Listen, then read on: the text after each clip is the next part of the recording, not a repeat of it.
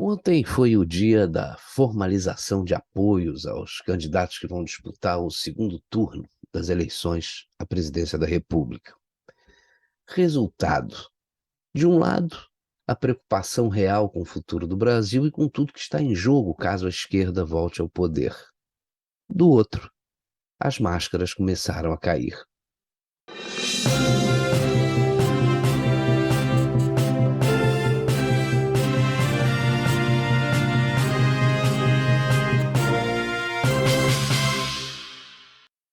O presidente Jair Bolsonaro recebeu apoios importantes para sua campanha, que vai acontecer nesses próximos 27 dias. O do governador eleito de Minas Gerais, Romeu Zema, do Partido Novo, o do governador reeleito do Rio de Janeiro, Cláudio Castro, do seu partido, PL, do atual governador de São Paulo, que não conseguiu se reeleger, Rodrigo Garcia, do PSDB, e do governador reeleito do Paraná, Ratinho Júnior, do PSD. Uma característica comum com relação ao apoio de todos eles foi a promessa de papel ativo na campanha do presidente para esse segundo turno. Essas, sem dúvida, foram conquistas importantes. Além disso, o ex-ministro Sérgio Moro, senador eleito pelo Paraná, e o ex-procurador Deltan Dallagnol, eleito deputado federal também pelo estado do Paraná, declararam apoio ao presidente Bolsonaro, deixando de lado aí divergências recentes. Por outro lado, a campanha do ex-presidente e ex-presidiário Luiz Inácio Lula da Silva recebeu o apoio do PDT e de um visivelmente constrangido Ciro Gomes. Provavelmente receberá também aí o apoio de Simone Tebet, que já sinaliza aí essa sua tendência. Nós sempre falamos aqui no canal que, em caso de derrota de Ciro Gomes e de Simone Tebet, ambos apoiariam Lula no segundo turno. Muitos dos nossos conhecidos não acreditavam nessa possibilidade. Ciro Gomes, durante a campanha do primeiro turno, todo mundo viu, chamou Lula de ladrão, de encantador de serpentes, de chefe de quadrilha, e de pregar o voto útil para esvaziar a candidatura dele, o que acabou levando Ciro até a divulgar o manifesto à nação, afirmando que não ia desistir da campanha. Agora, após essa sua desidratação provocada justamente pela campanha do Lula, Ciro diz que vai seguir a orientação do seu partido e declara apoio à candidatura do PT. Mesmo com um tom de constrangimento, que a gente não sabe se é verdadeiro ou se é puro teatro, o Ciro declarou para todo o Brasil que vai apoiar o chefe de quadrilha, em quem ele bateu fortemente durante a campanha do primeiro turno e que sabotou a sua candidatura. Agora eu pergunto a você, Ciro mentiu quando acusou Lula de ser um criminoso e enganou seus eleitores? Ou o Ciro é capaz de qualquer coisa pelo poder, até se aliar a um chefe de quadrilha?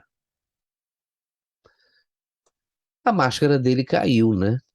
E para mim, apesar da memória curta dos brasileiros, ele comprometeu com esse gesto o seu futuro político, se é que ele ainda tem algum, né? Quem votou em Ciro para não votar em Lula na esperança de uma alternativa à polarização, não deve ter gostado nada dessa decisão. E essas pessoas provavelmente não transferirão votos para Lula, porque os votos que foram transferidos no primeiro turno das eleições, em função até dessa campanha pelo voto útil, criada pelo PT e, de certa forma, avalizada pelos institutos de pesquisa com aqueles resultados absurdos que a gente viu que foram completamente antagônicos à realidade.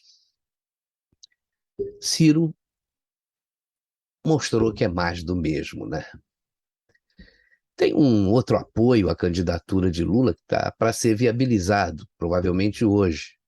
É o de Simone Tebet, que também bateu em Lula nos debates presidenciais. E se esse apoio dela ao Lula se formalizar, a Simone Tebet é outra que poderá também comprometer o seu futuro político. Veja que ela, durante a sua campanha, meteu o pau nos dois candidatos que polarizavam as eleições. Falou muito da corrupção do governo Lula. Ela foi também boicotada pela ala do MDB, liderada aí pelo Renan Calheiros, que era contra a sua candidatura. E estava querendo apoiar o ex-presidente e ex-presidiário desde o começo da campanha. E tentava fazer, de alguma forma, com que o PMDB não saísse com um candidato. Ela foi contra tudo e contra todos e conseguiu a sua candidatura e manteve essa candidatura até o fim. Só que a sua candidata à vice-presidência, Mara Gabrilli, ela revelou às vésperas do primeiro turno que o ex-presidente Lula foi o mandante do assassinato do prefeito Celso Daniel e que testemunhou o seu pai, que era empresário do setor de transportes, ser achacado por petistas em sua própria casa, inclusive com um revólver apontado para a cabeça dele. Questionada pelo presidente Bolsonaro durante o debate da Globo, você deve se lembrar, né, sobre as declarações da Mara Gabrilli, a Simone se esquivou e disse que confiava na sua vice-presidente. Ora, se a Simone Tebet apoiar o Lula depois de dizer que confia em sua vice, ela vai estar colocando em risco seu nome e toda a sua credibilidade ao se associar a um corrupto, como ela mesma disse, e se for mesmo verdade o que disse a sua vice-presidente, a um mandante de crime. Como é que você acha que o eleitor dela vai reagir a esse apoio se ao votar nela queria fugir justamente da polarização? Se ela apoiar o Lula hoje, a máscara dela vai cair e ela vai se revelar mais do mesmo também, né?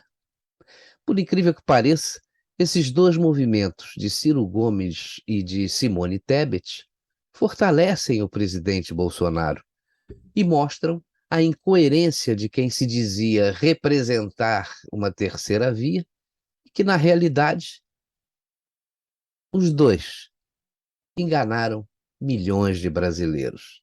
As máscaras começam a cair.